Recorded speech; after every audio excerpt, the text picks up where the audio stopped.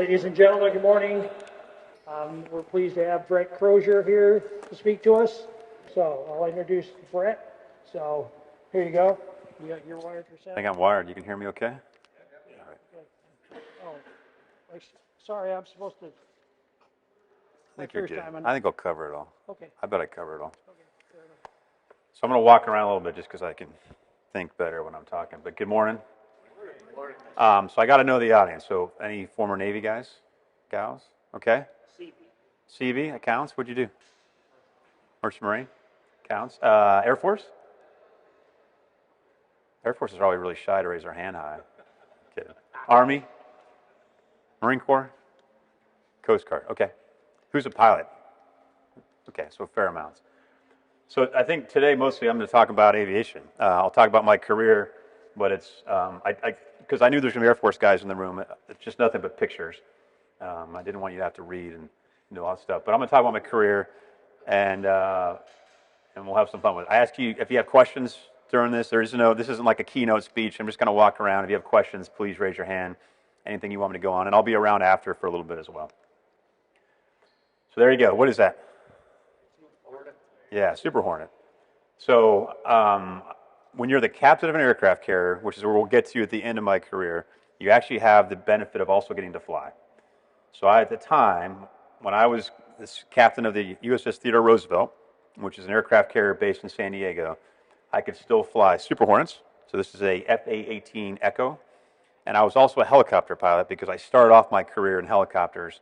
And so on a good day, I could actually wake up, go to the bridge, check out the weather, make sure everything's good to go. I'd jump in a helicopter ride in the morning, and I would fly. And then I would jump in a Super Hornet and fly around the South China Sea in the afternoon. And then I'd go back to the bridge, and then we'd drive around at night, and we'd watch the Chinese ships chase us around the South China Sea. No better job for an aviator because I still got to fly, and I still got to drive aircraft carriers. So pretty good stuff. But we'll start here a little bit because I think this is one of my favorite quotes, and that's kind of the temple of that. I'll let you read that. But here's an opportunity for me, and Mike and Lips, who's not here today, invited me to come speak. And I've been talking to Lips now for over a year about coming up here. I love flying. That's why I joined the Navy, to be honest. So what movie came out in 1986? Top Gun. And I'll show my age. I was 16 when it came out. I had just got my driver's license. It was not a fast car, but I saw this movie about flying, and man, it was the Navy. You could actually fly in the Navy. Because my dad was in the Air Force. So my dad went to San Diego State.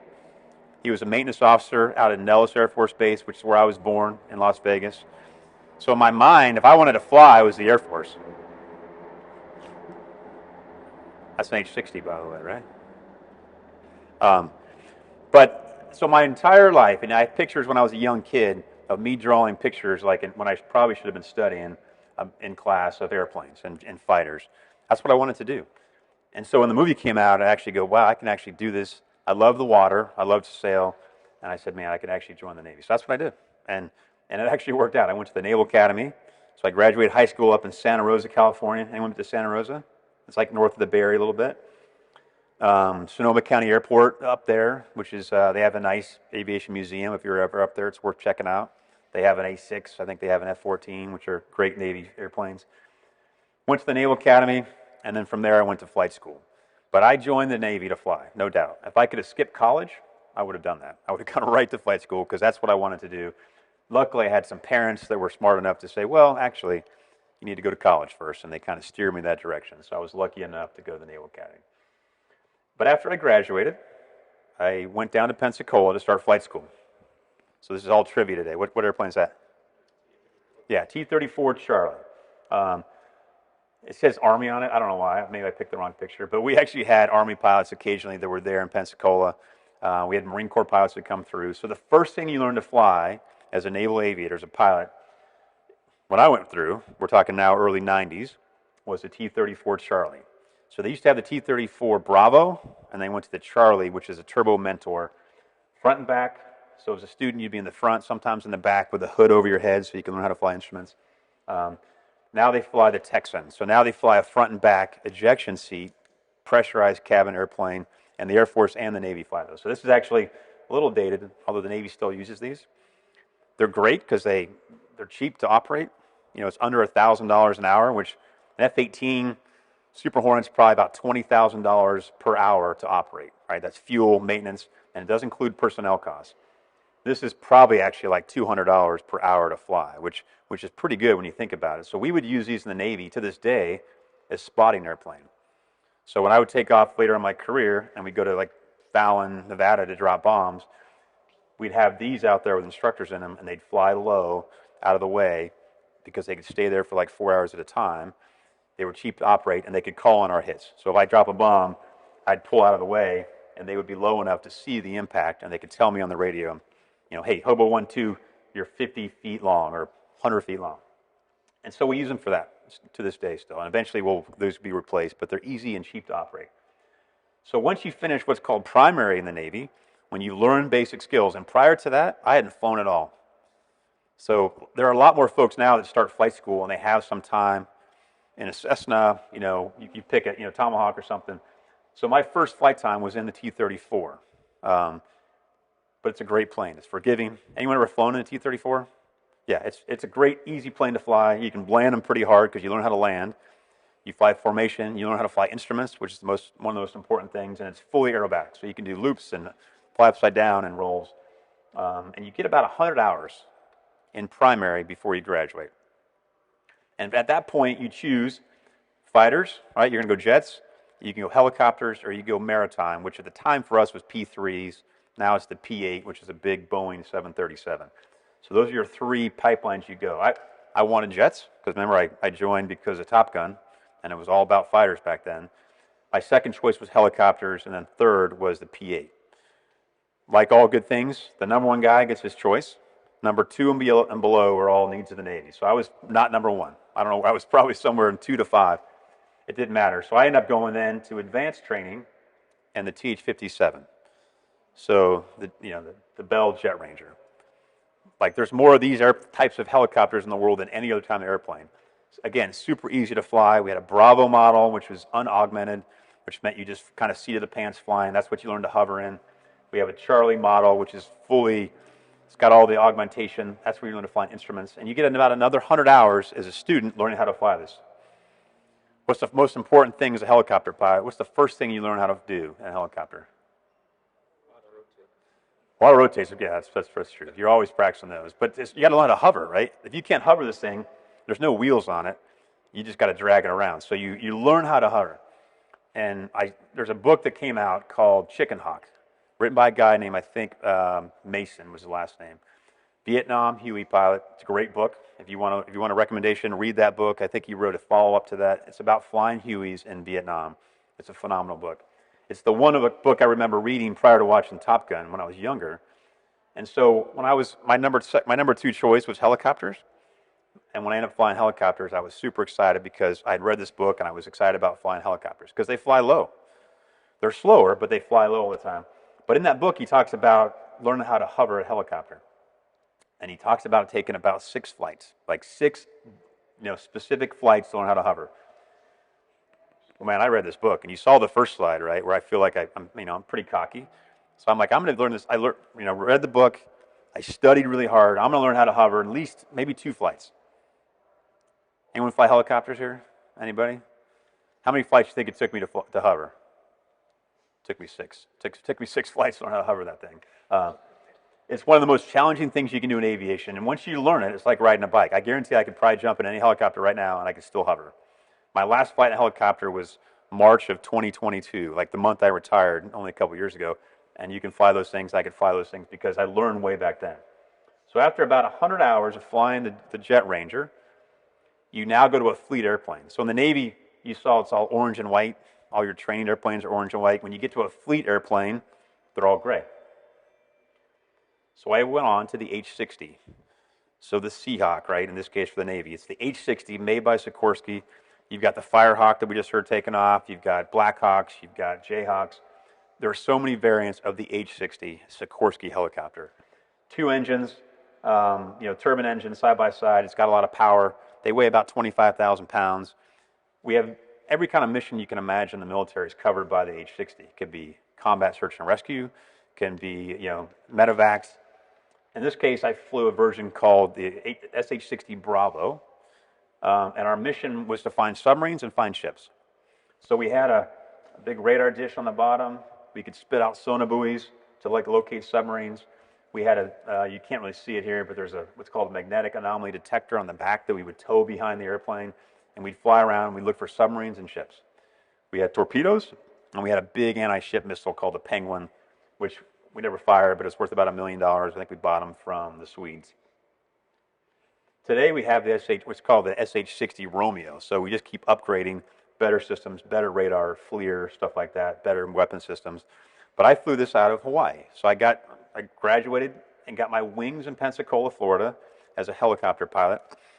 In the Navy, your wings don't change. Doesn't matter what you fly. My wife and I got married right around there. She's in the back keeping me company. And we went off first to San Diego to learn how to fly this, and then out to Hawaii for my first fleet tour. So we got out there like in the mid-90s. Not a bad place as a new pilot to be stationed, flying helicopters. Weather's great. There was one day where the weather was not great, and we had to file for an instrument departure. And the tower in Barbers Point, Hawaii, was so confused. By the time they figured out how to let us take off on an instrument departure, the weather had cleared. It was the only time I ever thought I was going to have to file to take off out of Barbers Point. But we would take off out of there. We'd land on destroyers and frigates. We'd deploy all over the world. So I went to the Persian Gulf twice. We'd deploy all over the Pacific by the South China Sea. And we would be part of the ship's company. You know, we have 6 pilots, 2 helicopters, 25 maintainers, and that would be our detachment that would come from a Navy squadron and then deploy on that ship all over the world. So I did that I got about 1,000 hours in H-60, and I loved it.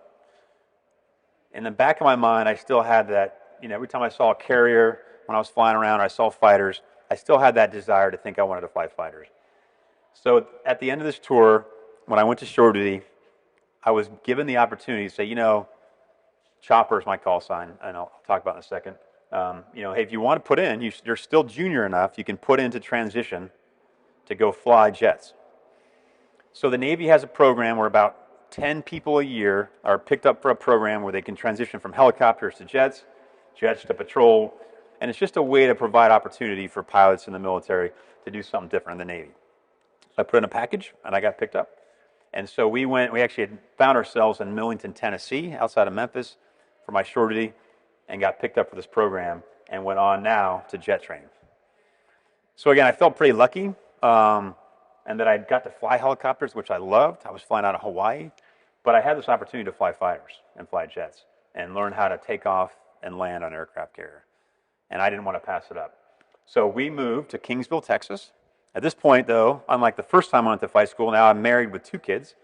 I was way more studious the second time around in flight school, and I had a lot of fun. But it's definitely different flying a jet. It's faster.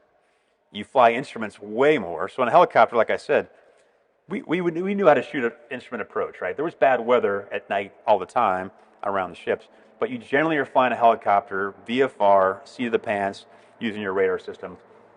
In a fighter, you're on instruments from the moment you take off and start climbing up. Now, you do a lot of visual stuff too, but I had to really then learn how to fly instruments in a way I never had to as a helicopter pilot. And you have to do it by yourself. Because in a helicopter, you always have 2 pilots. So one guy can be talking on the radio, the other can be flying. When you're in a fighter, this is a trainer, so normally in an F-18, there's no one in the back seat of a single seat. You got to do it all yourself. So that was one of the big things you learn about flying fighters. You're faster, you go way farther, you got a lot more weapons to choose from, obviously, but you have to fly instruments well. And you spend a lot of time doing that, and you spend a lot of time learning how to take off and land on an aircraft carrier. So from Kingsville, Texas, we go off to Lemoore, California to fly now F-18s. So now I'm pretty senior. I'm a Lieutenant Commander Select because I'd done a full tour in helicopters, a short tour. And so all my peers, all my mentors said, hey, you can go do that, Chopper. You can go fly fighters. Just know that all your peers, everyone I graduated from the academy with, they're all about 1,000 hours ahead of me in the F-18. And they're senior to you in the squadron. So you're never going to catch up with them, right? Your chances of ever becoming promotable and doing big things are pretty slim. And I didn't care. Mary and I talked about it. And I said, that's fine. I'm not doing it because I want to become an admiral. I just want to fly, a chance to fly F-18s, once in a lifetime opportunity. So off we went to Lemoore, California. Anyone been to Lemoore? Yeah, so we're getting closer to home now. A great place to fly. We actually lived there for 10 years. Our third son was born there. Cheap cost of living. It's like this. You're surrounded by agriculture. We don't get any noise complaints in Lemoore. You can fly loud and you can fly fast. And you're close to the water ranges off the coast here. And you're close to all the ranges in Fallon and all the ranges there on the other side of the Sierras. There's no better place in the country to fly fighters, no doubt. And so we were there for 10 years. So I went knowing that I'm behind my peers, and I spent a year in the training squadron learning how to fly the F-18 before I'm going to go to my fleet squadron. And a training squadron is a regular squadron, but all you're doing is learn how to fly, fight, do all the tactics. Flying the F-18 was easy. Like, these things are designed so well that I could put any one of you in the front seat, and I guarantee you could fly an approach, you could take off, and you could land. They're easy to fly. The tactics, how you fight them, all your weapon systems, I could fill like that entire wall with tactical books on operations, weapon systems, how to employ, how to dogfight. So learning how to fly was easy. I used to take midshipmen when I was an instructor. I'd put them in the front seat. Sorry, I had to take it back. I'd put them in the back seat with a 2-seat where they could fly it. I even did this to my son, who was a ROTC student, when he was doing his midshipman summer cruise. I put him in the back seat of a 2-seat when I'm an instructor, and we took off, and I said, Sean, you got it. And he was able to fly for the rest of the flight and come back. But fighting these things tactically is the hardest thing going. The F-35, the newest airplane we have, is extremely easy to fly. But knowing how to fight it and all the tactics and all that stuff takes you years. So for me, it was like start of a master's and a PhD program on how to fight a fighter. But knowing I'm behind my peers, I was going to study hard. And then what happens when I'm halfway through my training, learning how to land this thing on the aircraft carrier? Well, 9/11 happened. So I was in that squadron, training squadron, September 11th of 2001. And that changed my future. Most of our, we're all impacted in some regard. Obviously, that day was only, last week. And I then went from a training squadron to back fighter squadrons in the cockpit. And if there was ever a time for me to learn, if I needed something to get me on step with my peers, it's stay in the cockpit. And I basically stayed in the cockpit for 10 years after I got qualified in this, all the way through my command tour, learning how to fly it. So through just sheer acts of history, it allowed me then to catch up with my peers. It allowed me to get very good at flying and fighting the F-18. And did multiple combat deployments, flew all over the world. Ended up with my command tour, and my command tour was in VFA 94, flying, this is the Charlie version, so flying a Charlie version of that out of Lemoore, California, until I finally got out of the cockpit. It was a long 10 years. And I go back to 9/11. Here I am, a new student, realizing like the rest of us, the world has changed. I'm just trying to fly this thing. And 9/11 happens, and I'm in the squadron when it happens. I was getting ready to go brief a flight to go drop bombs in Fallon, and then we see the second tower come down, and we're all put on hold. And I go back to that day, because I think, especially after last week, we all kind of were reminded of where we were when that happened in history. I remember being in the ready room. All the Air National Guard guys that generally come in via airliners to get to their bases, they're all stuck elsewhere, not at their bases. So places like Lemoore got called upon to now start standing alerts all up and down California, because we had squadrons that weren't deployed. We had a training squadron full of F-18s. And so for those, as the Air National Guard guys were coming in to kind of get to their base, because that's their mission, right? Defend the coastline. As they were coming in, we launched on combat air patrol up and down the coast. San Francisco, around the Golden Gate. We launched stuff down here by LA. The only challenge is we didn't have a lot of weapons. So in some cases, we were launching combat air patrols, and we had none of what you see here, which are some AIM-9 mics and some weapon systems. We probably had, I think in most cases, we were able to put about 500 rounds of 20-millimeter bullets in each one.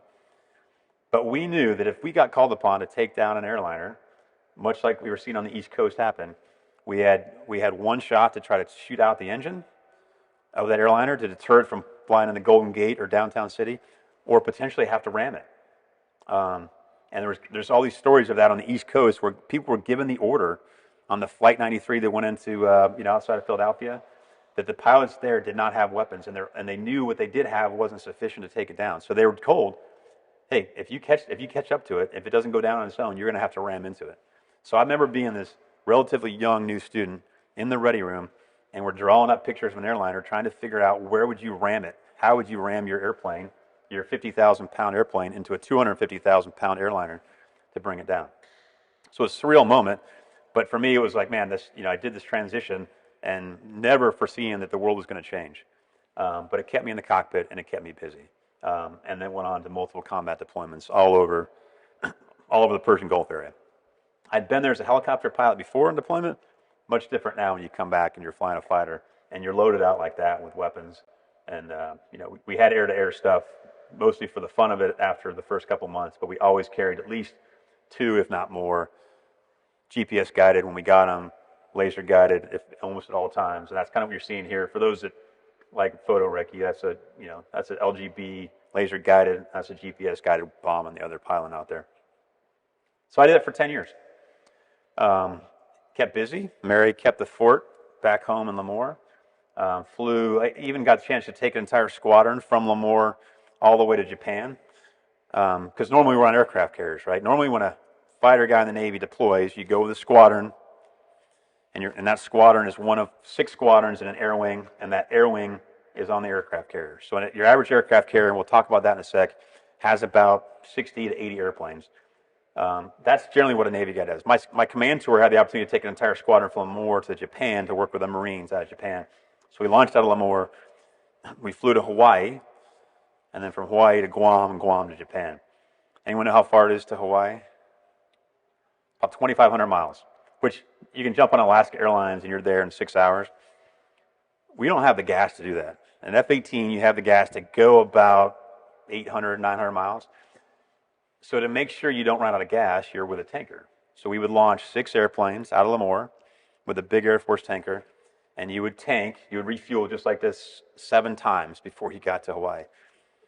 And there's a point in there's about 200 to 400 miles in there, depending on the winds, where that if you have a problem and you break the basket, engine problem, you're not going to make it back anywhere. Like, you just figure out where the winds are blowing best, and you say, okay, I'm going to make it 200 miles off the coast of California, or 200 miles off the coast of Hawaii.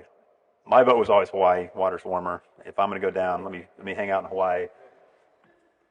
But then when you go from Hawaii to Guam, which is your next stop, unless you went to Wake, it's like 3,500 miles.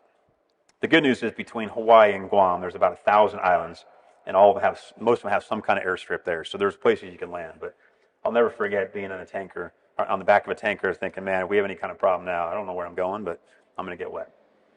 But I had a lot of fun flying the F-18. I got about 2,000 hours flying the F-18. And that was in about 2011 after my command tour. So now I'm a commander. Now I go do some staff stuff in Europe on the NATO command.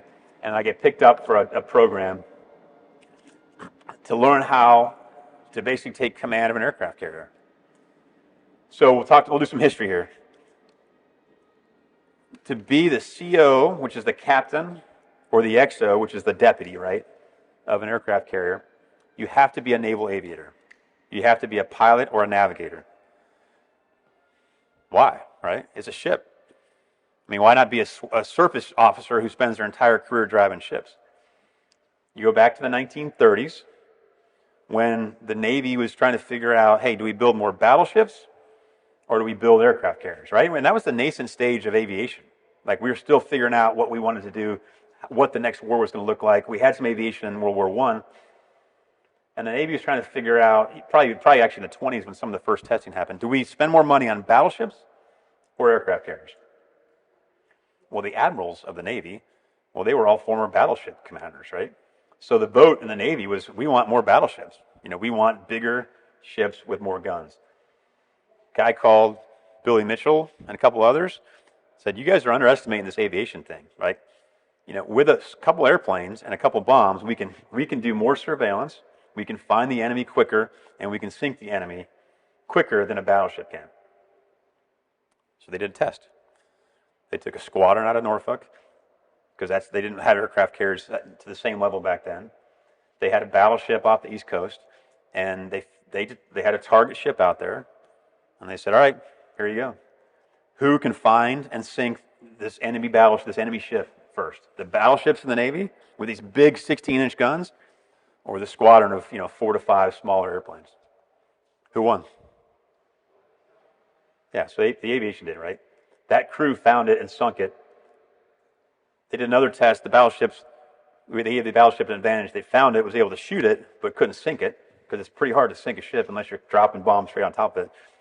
So the Navy realized, my goodness, this aviation thing provides an incredible opportunity and capability for our service. So we're going to start building more aircraft carriers. Remember, this is all like leading up to World War II. So they made that decision, start building aircraft carriers, and building purpose-built aircraft carriers. Like, we started taking like old Oilers and we slick the deck, like the old Langley, and we just put a deck on there and launch them. We started building purpose-built aircraft carriers in the 30s, just in time for World War II. But when the Navy made the decision to do that, all these battleship admirals said, that's great. Well, we're going to put battleship admirals, on these aircraft carriers, and they'll command it, because you have to be a surface ship driver. And Congress said no. And the Navy, the civilian side of the Navy, said no. If we're going to put folks in charge of aircraft carriers, they need to be a pilot, because we're talking, these things are all about aviation. They have to be a pilot or a navigator. So it went into law. So they codified it in law, and Congress approved it.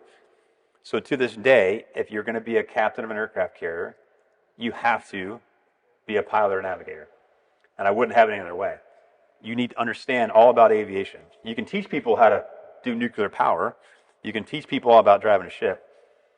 But you need to be an aviator first. So in 2011, I got picked up for the carrier program for the Navy. And you start by going to nuclear power school. Because, again, there's all about rules in the Navy. Every aircraft carrier we have now is nuclear powered. So the rule is in the Navy and the Department of Energy, if you're going to command a ship that has nuclear reactors on it, and every Nimitz class you see has 2 550, megawatt reactors, you need to know how to operate. You have to be qualified to operate it. So, again, you got to be a pilot, but then you have to go to nuke school. So much later in my career, so now I've been in the Navy 20 years, I haven't picked up a calculator since I was in college, and you go back to nuclear power school for 2 years. And in the class, and this no kidding, this class about this size, all the front rows are ensigns, right out of college. And they're all like physicists and engineers. And in the back, you've got your 2 or 3 aviators. And we all wear our jackets, and we actually get more comfortable chairs than most people. But man, is it talk about studying. I've never studied that hard in my life. And for 2 years, you're doing a physics level master's course and everything from nuclear safety to reactor operations to thermodynamics. And by the end of it, you actually are on a reactor plant, and you take it critical, you scram it out, you do maintenance on it, and you become certified as an operator of a reactor. Never again, even on an aircraft carrier that I had command of, that I had to do it, but I had to learn it. So by the time you get to your aircraft carrier, I'll back up on, you are a pilot, navigator, one of the two. You've done about 20 years. You've had command of a squadron. You've been to nuclear power school, and then you learn how to drive ships along the way. And then ship driving is not hard, actually. You gotta go slow. And then you go out to your first command, and every picture hopefully has airplanes on it. Your first big chance to learn before you go to an aircraft carrier, because they don't want to just stick you on an aircraft carrier, is you get command of a ship. So I had to command a ship in Japan. It's a 7th Fleet command ship, about 700 feet long. Again, I told you I have pictures of helicopters. So we had a helicopter detachment on board. And that's where you learn how to drive a ship. That's where you learn how to command a ship. You do that for about a year, but then you find yourself as the executive officer, and then eventually the captain of an aircraft carrier. So who's been on an aircraft carrier? It's a city, right? 5,000 people. Every single state, every single territory in the U.S. had a representative on that ship. That's just demographically. Average age? What's the average age of an aircraft carrier kid or young man or woman? Any guess? It's 22 right now. A little bit older. It used to be 19. We finally kind of up a little bit because there's so much into it. We have those 2 nuclear reactors. Those reactors have enough power to create all your energy, all your power. We make 400,000 gallons of fresh water a day. It's all your steam for your catapults, all your power for your radars. It's enough power in those reactors. You could, if you theoretically could just park it next to a city and plug it in, you could power all the lights for a city of 1 million people. And you only have to refuel an aircraft carrier reactor once every 25 years. So you do 25 years, you replace out the reactor core, and you get another 25 years. So when we build these, they're built to last 50 years. The Nimitz, which is the oldest aircraft carrier we have now, is going on 51 years. How much do you think it costs to build an aircraft carrier today's dollars? Yeah, it's about 10 billion right now, average cost. The newer ones are getting more expensive, and then we kind of defer the cost. So $10 billion, about $1 million a day to operate.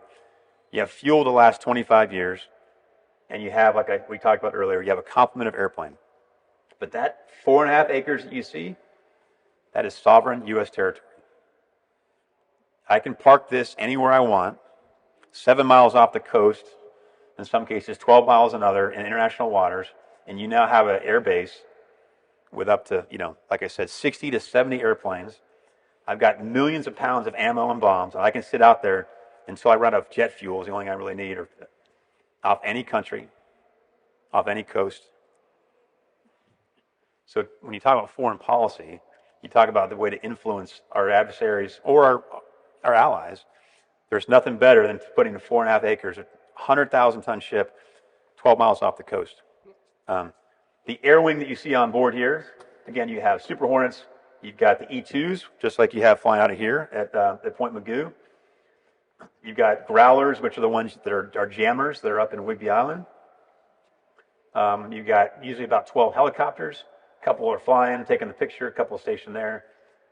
That air wing complement is more powerful than all but like the top 10 nations of the world. So it's an incredible amount of power, incredible amount of influence, huge amount of engineering that goes into it. And so when you're the captain, that's what you get to do. You get to be in charge of that, and luckily you have 5,000 people to delegate to. So I used to say, like, if I'm ever working hard as a captain, I'm probably just not delegating well, because I wanted to fly. I mean, my goal was to be the captain of the ship. I got it, but also fly and have fun and see how my ship was operating. So long time to get there. By far the best job I ever had in the Navy. And we only have 10 to 11 of those any given time. So it's a phenomenal job. And I was lucky enough because I could fly a helicopter in the morning, come back, check in, see what's going on, go check on the reactors. I could go back and fly a fighter in the afternoon. I didn't fly at night when I was a captain. That was the one thing I didn't do because at night it's much higher risk than you're stuck up in the bridge. That's where I needed to be to kind of make sure we're doing things safely. But it is impressive. The Midway is down in San Diego. If you haven't been on an aircraft carrier, at least start by checking out the Midway. They do an incredible job. Just like here, they have a bunch of docents that walk you around and they teach you all about it. But there's nothing more impressive to seeing the flight operations that take place. It's the third most dangerous place in the world to work. We do this with young kids, all that volunteer to serve from across the country, and they do an amazing job. And so nothing was maybe more, as much as I like to fly, my best moments were I'm on the bridge of the ship looking down and watching all the young men and women do that. Day and night, 150 degrees, sometime we're in the Persian Gulf, or you're in the North Atlantic where it's below freezing. And so you talk about dedication and hard work. Nothing demonstrates that more than an aircraft carrier. So I did that, had command of aircraft carrier, and then that took me up towards the end of my career. And I spent 2 years after my time on the Roosevelt as a staff officer, now kind of managing budgets and programs, but I still got to fly up in Lemoore. So I would drive from Coronado, San Diego, up to Lemoore, and I was an instructor up until February, March of 22, and I retired in March of 22. So, if I were to go back to my young 16-year-old self when I'm watching this cool movie all about flying and playing volleyball and stuff, certainly I didn't become a good volleyball player, but it certainly led me on a path that I was so excited to be part of. And when I look back on it now, I could never even imagine how exciting it was and how much fun I had doing it. So incredible honor to do it. I give my 16-year-old self credit for realizing what a great path it was going to be on. And again, I speak highly about it now because I think it's incredible. So then I'll have a couple more slides and I'll take questions. This is the Midway. So when I retired on the Midway, which is down there in San Diego. Again, a great ship to be on. And then we'll have a couple more slides. So I do always want to give credit when I talk publicly about what I consider the family business for me. My oldest son asked me when he was younger, like, Dad, we need a family business. Like, then we can just pass it down. I'm like, it's kind of the Navy is our family business. So that's my oldest, Connor, who's in Seattle now. You can tell by the mustache that he used to be a helicopter air crewman in the Navy. And then he got out from that. My middle son, Sean, we were there. This is in Boston. That's the Constitution in the back. He graduated MIT, and now he's a nuclear engineer in Washington, D.C. as a Lieutenant JG. And then my far right is our youngest son, Ian, who's an engineer down in San Diego, going to school down there. And so we see him quite a bit. His long hair there, I think, was just to show that he had no intention of joining the military, but it's since shut. And then I give my wife credit. So my wife's in the background, who's, we did 20 moves in 30 years. So when we talk about address changes, we have this old address book. I mean, we couldn't keep up with it. So 20 moves in 30 years. I'll give her the credit for that. I only did 16. 16. We still don't know what we call home anymore, but moved all over the world. We lived in Italy for 2 years, Japan for a couple years, Texas, South Carolina, East Coast, Newport, Lemoore, San Diego. She comes from a lineage. Her dad was a captain in the Navy, so she was a Navy brat, so she knew what she was getting herself into. But grandparents in the military. My grandparents were in the military. My grandfather, who's since passed, but he was up at Newport Beach, or down Newport Beach. He was in the Solomon Islands fighting back then. He was a JAG, so I don't think he was fighting, but he had to carry a gun. My dad was in the Air Force, like I said, so for us it is a family business. And now, obviously, my oldest was in the service, and our middle son, is in the Navy now. So I say that because I have the utmost respect for the military and those that volunteer to serve, and for all of you that did serve, thank you for your service. It makes for an incredible career for me, but I got to see firsthand the impact around the world when we pull in, not just because we have this incredible cool ship with all these airplanes, but the number of men and women that are young that volunteer to serve this country and go in harm's way when required because they believe in something bigger than themselves. And that I think is a nation we should always embrace and welcome. So again, I'm the guy, if I see a young man or woman in uniform at a restaurant, I'm going to try to buy them their dinner, at least buy them a beer. I encourage you to do the same. It's certainly impressive. Because this is what they face. So what's this picture? Anyone have any boating experience? Yes. Yeah, that's what's AIS. Good. This is a snapshot in time. I think this was maybe earlier this year. Any given day, any large ship, like small sailboats, fishing boats don't need them. Larger ships do. You have a transponder, right? AIS is an aviation transponder. Look at how many big ships are out there. Now, I've spent months at sea, and I've gone weeks at a time not seeing anybody, but they're out there. It's a big ocean. We need a big Navy. We need a strong Navy to be able to patrol that, right? We don't like to pretend we're the policemen, but we are the policemen of the seas. There's no stronger Navy right now than the U.S. Navy. And we can see what's out there. There's a lot going on out there. So the Navy's got an incredibly important mission. The Air Force also, because they do all the patrol stuff, they fly, especially nowadays, we're doing a lot of surveillance around the South China Sea. It's a joint effort between all the services, but there's a lot going on there. If you want a primer on the world events right now in terms of this stuff in the South China Sea, this is probably the most contested water in the world. We all hope it doesn't lead to a major conflict with China, but we're keeping a close eye on this. And I spent a lot of my time over the last 10 years in this area. 10 years, like from 2000 to 2010, I was in the Persian Gulf area. From 2010 and beyond, I spent most of my time here, monitoring the Chinese. It wasn't uncommon when I came back from my flights on a carrier to go up on the bridge, and there was the Chinese destroyer just following us around. All cordial, very professional, but highly contested area. The challenge, of course, is building those ships is expensive. So Carrick, like I said, costs $10 billion. A destroyer costs like $2 billion. That's all of our tax money, right? That's a lot of expenses. But the challenge becomes, as you look at Russia, who's relatively small, but you can watch the Chinese. Chinese are building ships 4 times as fast as the U.S. Navy right now. And they're getting better. 10 years ago, I would have said, that's okay, they're not great ships. Now I'll tell you, they're building ships that are on par with U.S. ships, and they build them fast. So that's where we stand in terms of total ship, tonnage and numbers. So, we back in the Reagan era, we had a 600 ship Navy. It was a different era, of course, in the 80s. When I watched Top Gun, right, we were in the 80s with almost 600 ships. Now we're down to, we try to get to 300, depends on how we count it, but you can see that when you throw the Chinese in there, the militia, the Coast Guard, and their primary forces, they well exceed us. So I don't think we're ever going to match them ship for ship. We better be better. We need to be good. And I would argue our ships are still better. We're better trained. We've been doing this for a lot longer. And we also need our allies. So how we generally make up that difference is we're allies with the Japanese, right? The Australians, the Brits. I've never deployed anywhere where I didn't have an allied ship somewhere near me.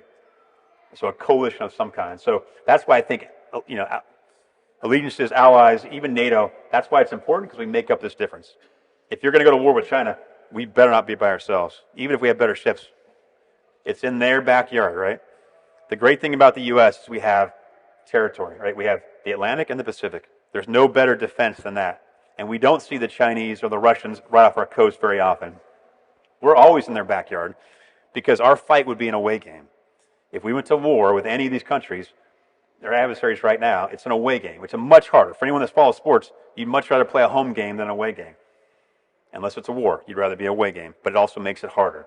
So that's the challenge you would have, and that's why I still pay attention to foreign policy more than anything about politics. I could care less about some of the domestic politics, but foreign policy really matters to me. And this is why. Because we are always going to be at a deficit. We just can't build to the same level in terms of capacity. We better build better ships, and we better train hard. Because that's kind of what we're facing. The first call the president always makes when there's a conflict, and I've had peers and buddies that worked in the White House, is, hey, something's going on in the world. The next question is, hey, president wants to know where the nearest aircraft carrier is. Because you can move that 4.5 acres, 100,000 ton, $10 billion ship, 5,000 people, all the supporting ships, and all those airplanes anywhere you need to pretty quickly, right? Within a matter of days, you can get to where you need to be. In some cases less. So that's why we're always moving these around. This is the Ford. It's the newest class, a little bit different. The Roosevelt is over by Israel right now. We've got the Abraham Lincoln in the Middle East. So we're always paying attention to that stuff. It's going to keep the Navy busy because we fight that away game. But I think it's important. And there you go. It's my last slide. So I take questions. But that's it. There's no more lethal force, though, not just in those the ships, but the airplanes when they're working together. You got Super Hornets, you got tankers, you got E-2s, you got prowlers. We got some older prowlers there. The Navy for me was a lesson in teamwork, professionalism that I didn't anticipate. I played sports as a kid growing up. I played baseball as I got older. It's no different. This is a team, right? Everyone has different roles. You got Air Force supporting as well. You got ships, submarines, but the military for me really highlighted the importance of teamwork and getting something done. It wasn't about politics. It wasn't about where you're from. It's about getting the mission done. And we were all singularly focused on doing that well. And I don't think anyone in the world does that better than us. We might be outnumbered in cases, but still, no one does it better than the Navy. And I say the Air Force too, because generally you'll see Air Force flying around here somewhere nowadays. The Army is supporting in some regard. But I was blessed to have an incredible 30-year career that I still think highly of and love sharing stories from it. But with that, I'll pause. That was probably my time. But I can take any questions you might have. But thanks for your time this morning. How many ships and what type of form do you come to carry? Great question. So your average carrier strike group, you have your aircraft carrier, it has a lot of self-defense capability, right? It's not just because it's steel, but we have tons of guns. But you're going to probably put at least 2 destroyers with it. Destroyers are there to find submarines, defend from submarines. They also have the Aegis radar system, so they can shoot down ballistic missiles. So you have at least probably 2 destroyers. You might have a cruiser, which is a little more higher advanced surface-to-air ship as well. So in most cases, a strike group would consist of an aircraft carrier, at least 2 destroyers, if not 3, and at least 1 cruiser. Back in the 80s, we'd have a submarine with us. We just wouldn't know where it was. Nowadays, we don't deploy that way because submarines need to be elsewhere or they're kind of strategically positioned. In the event of a conflict, we'd probably have a submarine somewhere in the vicinity. I might not even know about it. They just stay underneath and kind of provide underwater defense. So you're talking, 5 to 6 ships. Good question.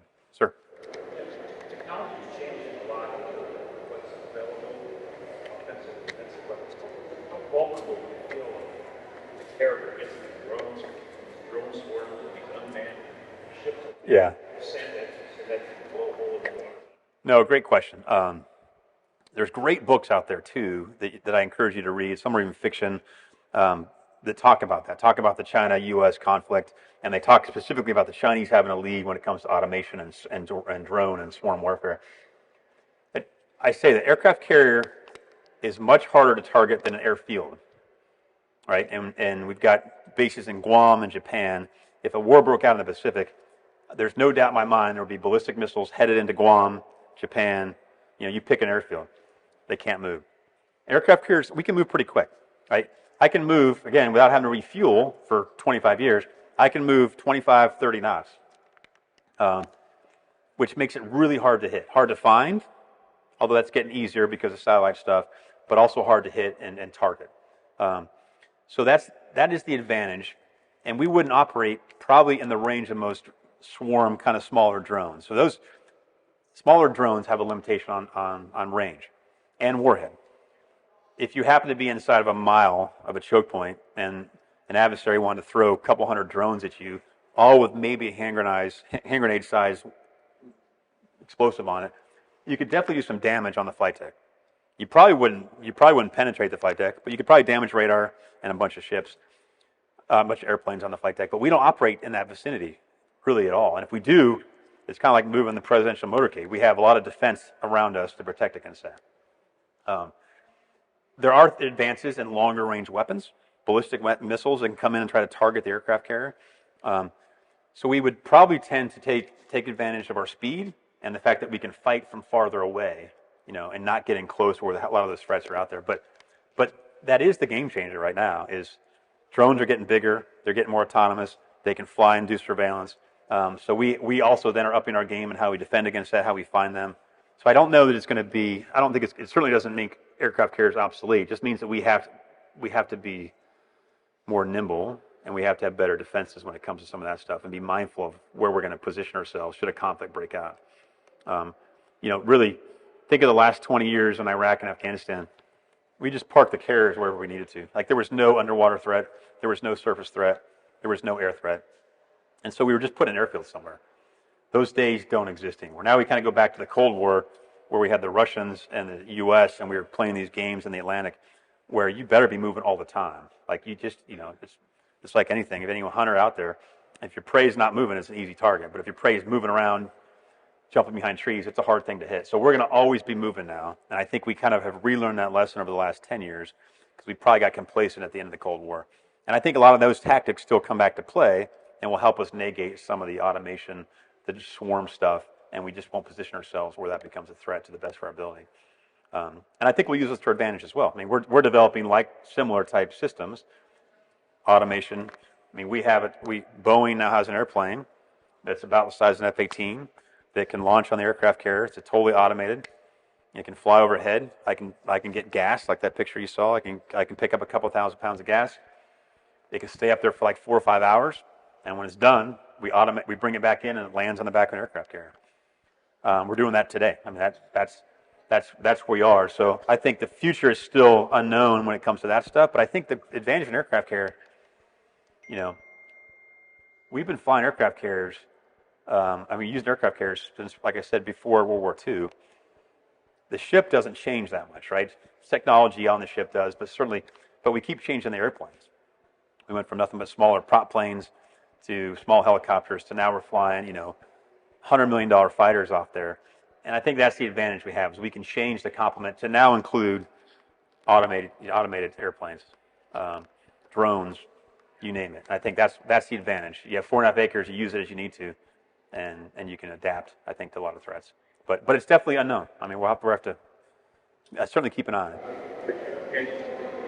Chinese fighter pilots, they're doing their very best to catch up. I think they're in a serious threat. I think they're definitely more of a threat now than they were like when I first started studying the Chinese 20 years ago.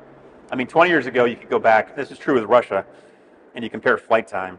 Your average junior pilot was probably getting a couple hundred hours a year.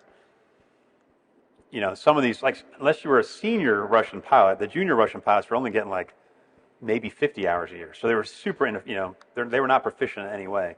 And that was true with the Chinese as well.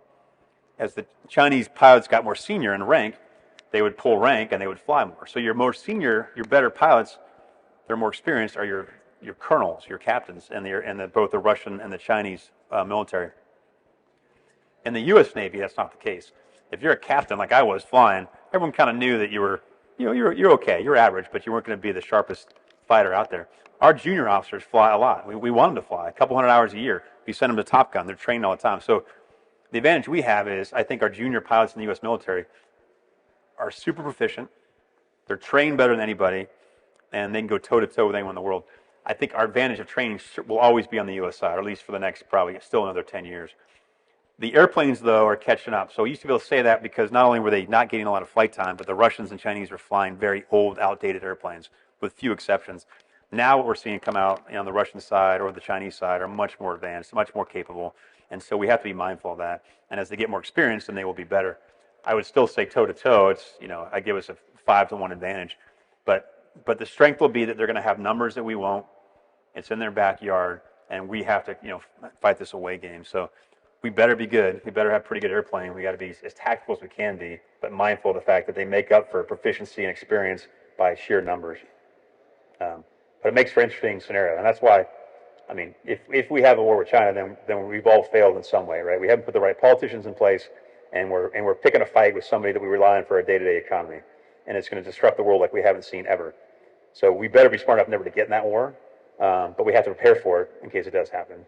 So it's kind of the conundrum, because it'll be unlike World War II in terms of how it affects world economy, in my opinion. But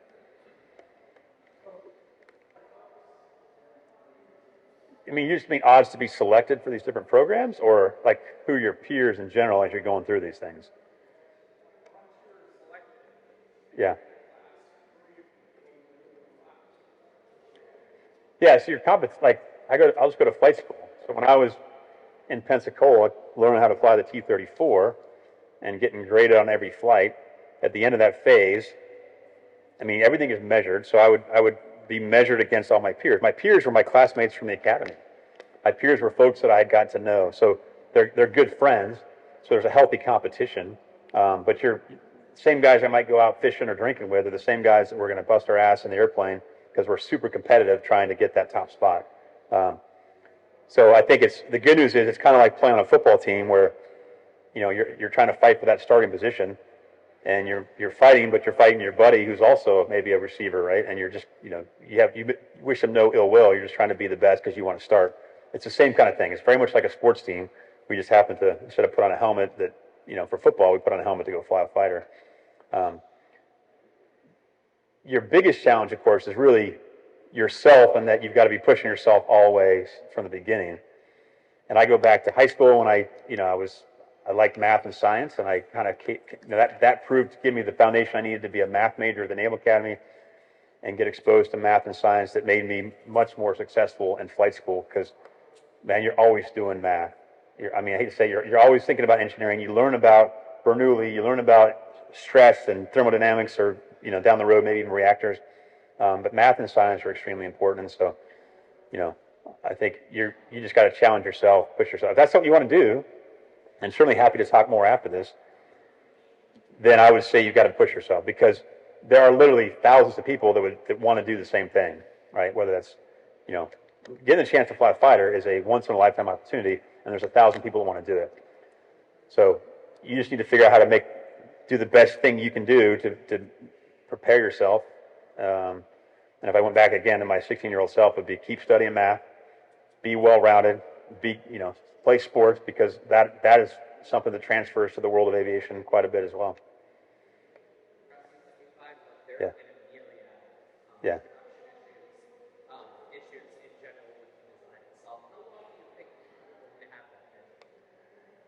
Well, some would argue we don't have a technological advantage at all right now, individually, like airplane to airplane, because the Russians and the Chinese both put out a very capable, advanced 5th gen and soon to be 6th gen fighter. I think our advantage is how we integrate our technology. You know, an air wing has more than just one airplane in it, right? the question was asked, is a carrier has more than just one ship in the strike group. And I'm not even talking about the Air Force, the satellites, everything else that we're integrating into this fight. So our advantage, maybe even if we say technologically we're equal, and we have more experience at that level of operation, and we've integrated much better across all the things necessary to dominate the battle space, underwater, in space, in the air, on the land. And we don't see that level of coordination and synchronization from any of our adversaries so far. Now, can they learn? Yeah. I did an exercise called RIMPAC, which is a major, like 40 nations are invited. There's like 50 ships. They all go to Hawaii every other year. They just did one this summer. And I did it I was the XO on the Ronald Reagan, so I was the deputy on the Ronald Reagan in 2014. And we brought on the Chinese delegation. We brought on like 20 Chinese senior officers, junior officers, and we're in the middle of flight operations.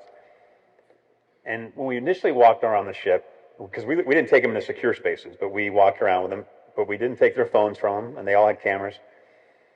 And initially when they walk around the ship, they're impressed with our engineering, like the thickness of the walls on the aircraft carrier. Like if you go through a hatch, like how thick the steel is, because that's pretty unique to us. Like they're much better, but the ships at the time, for them, were more aluminum. They're like the side of an airplane. So they recognized, I think, at that point, this is 2014, how much metal, how much engineering goes into building an aircraft carrier. And then we took them up to the flight deck, and we took them up to the bridge. What I think they were most amazed at, after the engineering piece, which they can solve, right? That's just a matter of smelting more steel, and you can change that, was how well we integrate on the flight deck. How we were, that 4.5 acres with hundreds of things going on with young men and women operating, more than several $1 billion worth of airplanes alone, how smoothly we did. I mean, we launch airplanes every 30 seconds during the daytime, every minute at night, nonstop. We land them every minute and 20 seconds on the back end, and we can do them simultaneously as the ship is moving. I mean, their heads exploded because they realized that even if they can do some of those individually, some of those blocking and tackling skills, we're doing it at a varsity level that they can only dream of, still to this day. So pictures went from the steel on the bulkheads to filming us operate on the flight deck.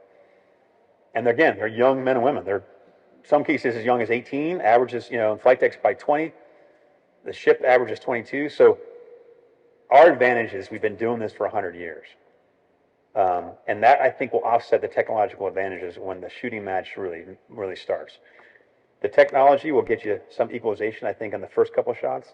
But for the sustained conflict, I still don't think anything compares to what we can do. And I think that gives us the advantage. That, our allies, and our space. But you bring up a great question, because that's only a matter of time. We as a human race are learning exponentially faster than we were back in the 1920s when we were still figuring this stuff out. So they're going to learn. They're watching videos that they took, and they're training to that. I think we still have an advantage.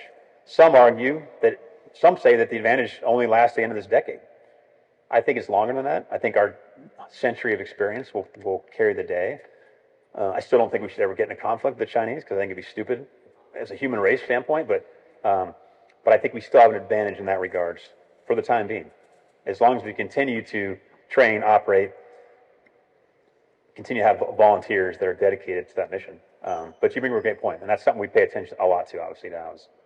We don't have the advantage like we used to, but great question. Yeah. Back corner, did you still have a question?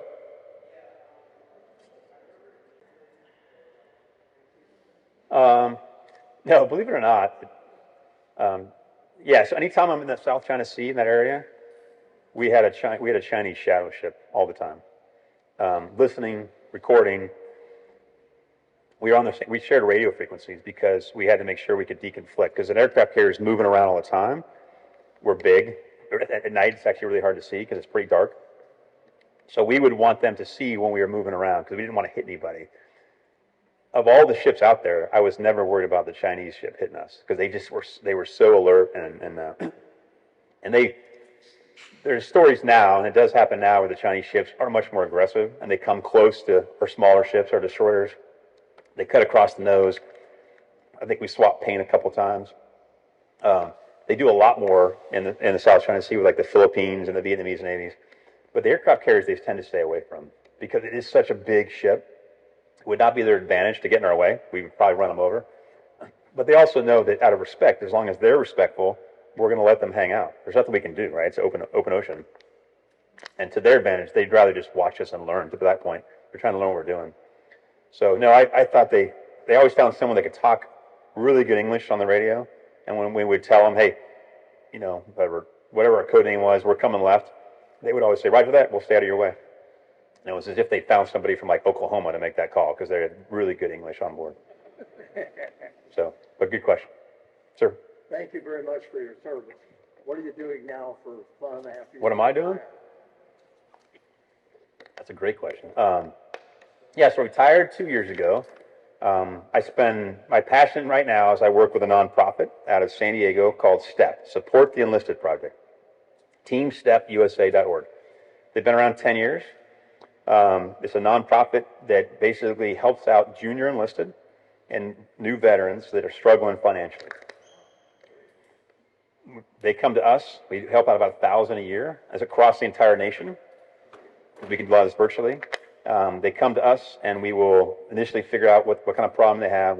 Is it a crisis? If it works, we will pay their landlord. We'll pay their utility bill. We have food and stuff like that. What I really like about it is we teach them to fish.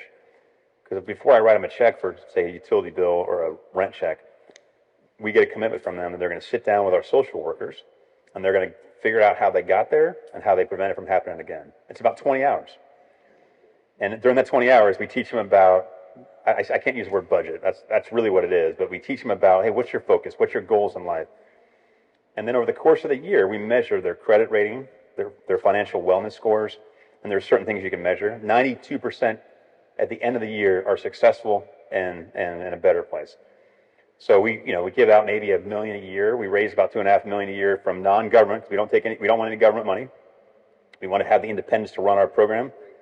And so I'm pretty passionate about that. So I'm an advisor for them. I'm on their board, and then I run operations for a startup company in the Bay Area, and we do corporate financial software. It's like big companies, banks, trading. So that's a whole different project, unrelated to the nonprofit that I work with. But yeah, check it out. STEP, Support the Enlisted Project, TeamStepUSA.org. But I think I find it anytime we can teach people how to fish, I'm all for it.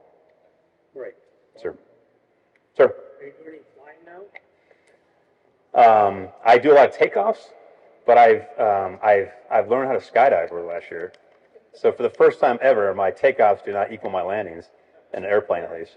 So I do. I end up skydiving almost every weekend, but actually, when I first retired, I started with Delta and then pivoted because I just didn't want to be on the road as much.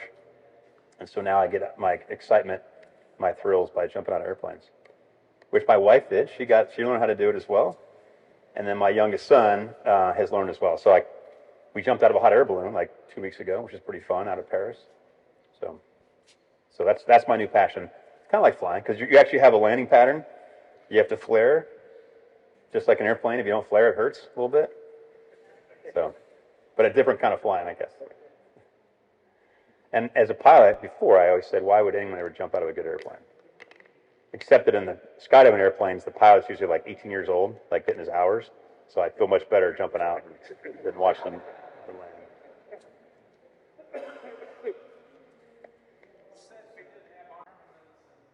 Yeah. So that was a unique situation in that at the time, post-BRAC, we were moving all our stuff into one place, right? So we had a lot of our weapon systems, ordnance, either on ships, in ammo bunkers, or like Fallon for training. We just didn't keep a lot in Lemoore because we couldn't go shoot. I mean, now we can now, but we really couldn't take off with bombs to go fly over the housing and the ranges. So we kept a lot of stuff elsewhere. But now that's not the case. Now we learned a lesson from that, I think, and we said it probably makes sense to distribute our weapon systems to some degree, not everything. But now I think if you were to replay that day, we would have more ammunition available. And we had some. I mean, they wouldn't have any. But even like a Sidewinder is not going to take down an airline very well. So, it came down to that was a unique situation that hopefully we're never in again. And as a young fighter pilot trying to figure out what the future was like, it was pretty eye-opening for me.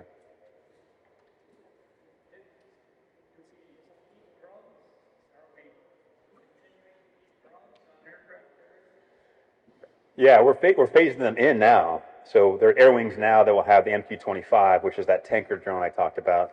And I think eventually the air wing of the future will have 6 of those, probably, I think, or whatever the number is going to be. Its primary mission will be for tanking, for providing fuel. Right now, when you take off out of an aircraft carrier and I need gas, I'm getting gas from another Super Hornet. Like that's actually probably a tanker, one of these is a tanker. So you have to then use an airplane designed for dogfighting and dropping bombs to get gas. So and you load it then with extra tanks. So that's its only mission while it's fully loaded. So we used to have older airplanes like the S-3. If there's Air Force assets in theater like Iraq, Afghanistan, we'll use an Air Force tanker for sure. But around the air wing, if there's no big wing like Air Force tankers, then we have to do it ourselves, and we'll use another Super Hornet. So the argument is that how you want to use your Super Hornet? Because it burns up hours. Every airplane has a limited number of hours. We want to use a Super Hornet for that. We can, and we still will for some missions, but I'd much rather use an MQ-25 drone that can just sit up overhead for hours on end. And then as a fighter pilot, I mean, really, the first thing I do when I take off an aircraft carrier is I go to the tanker because I want to get more gas. And one thing around naval aviation is you always want more gas. Like you just never have enough. I've dumped probably millions of pounds of gas in the ocean, but I'd much rather do that than not have enough. Because when you don't have enough, there's only one option. And there's only one place to land, so you better have just enough. Sir? When you came into the service, one of the big pushes in the Navy was to solidify basically land frame. You see that as a positive or a negative?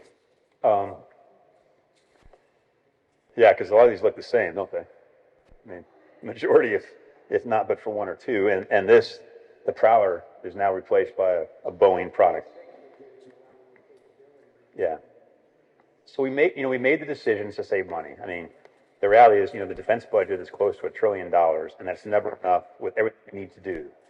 And in the military, it's a huge part of our discretionary budget as a country.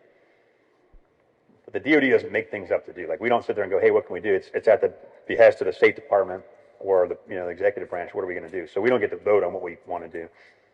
But we have to have the capabilities to do what's being asked of us.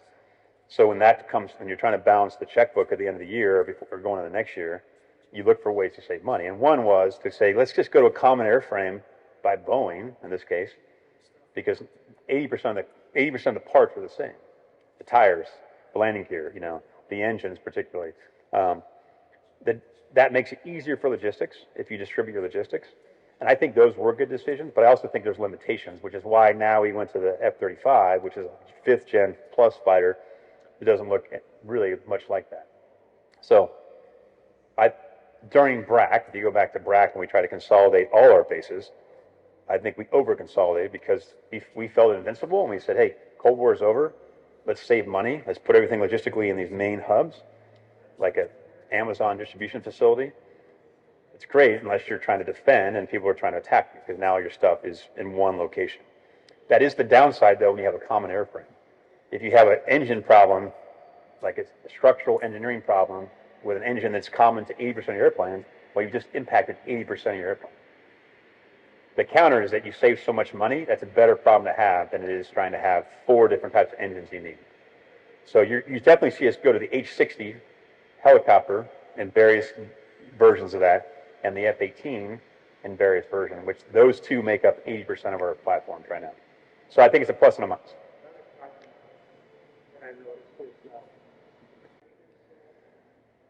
Yeah, I mean, I remember 2004 deployment to the Gulf. We went to what's called optimal manning.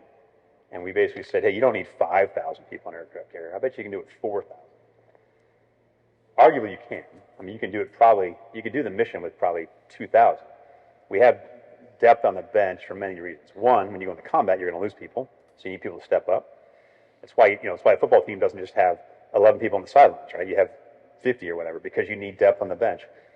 But you're also training. So on an aircraft carrier with 5,000 people, your average length of duty is like 2.5 years. That's the average. So some longer, some shorter. That means you have people coming on board that are only going to be on board in some cases for 2 years. You have a lot to teach them in 2 years. before they're they're out of that rookie status. I would argue in most cases they're just a rookie for their entire time. It's later tours, to your point, where they have that extra experience they can bring in. And so we went to this optimal manning, and it was a disaster. Like we just found we didn't have not only the depth on the bench we wanted, even though we weren't in combat, but we weren't training. And the deficiency was going to come a year later. And we're like, well, now we have no one to step up because we haven't been able to train them. So we learned a valuable lesson. But manpower remains the biggest expense of the defense budget. The personnel from pay, all healthcare, all stuff. So I think we're always trying to balance the two things. Like how do we, what's the right size of the force? I would argue that I would always err on having more people than not enough because I want that redundancy and I want them to train. And you need them to be senior, yeah. Yeah, absolutely. I'll go back to a quick, I'm probably way over my time. When I had the Chinese on board and during RIMPAC in Hawaii, and I was the XO, so I was pretty senior. I was partnered with a Chinese captain who'd been in the Chinese Navy for 30 years. He had command of like 7 different ships. And I said, okay, and he's been bouncing around seeing all these different ships in the U.S. Navy in this exercise in Hawaii. I said, what stands out? I said, aside from the ship and the airplanes, what stands out? He goes, well, he said, in the Chinese Navy, we have, it's a little different now, but we have conscripts, we have very junior people that we bring in, and they do their time and they move on. And we have very senior people, but we haven't figured out how to take that experience to build that mid-level management that you need. He goes, in the Navy, you've had chief petty officers now for, well over 100 years. And for us, you think about the force structure, that's basically your E7s, E8s, and E9. That's your mid-level managers of any organization. And the Air Force has it, the Marine Corps has it, the Navy obviously has it. But that's how you take those younger kids that are just still figuring out life. They're figuring out how to get around a ship, and you turn them into, they get that experience where now you can be leaders. Otherwise, you're left like the Chinese do, where they have all these conscripts who barely know how to do anything, all these very senior officers, and they had a mismatch. And they realized, and this Chinese captain, he's like, it's the biggest thing we have revolutionized in the last 50 years, and we learned it from the U.S. Navy, is you need that mid-level management. In my mind, I was realizing we divested a little bit from that, and I think we're doing a better job now of understanding the importance, and we're building to that. We need to, yeah. All right. I know there's cookies and water, so I don't want to stand between you and that. But, I'll be around for a little bit if you have any other questions, but thanks for your time today. Thanks for having me up here, and I look forward to seeing more of you.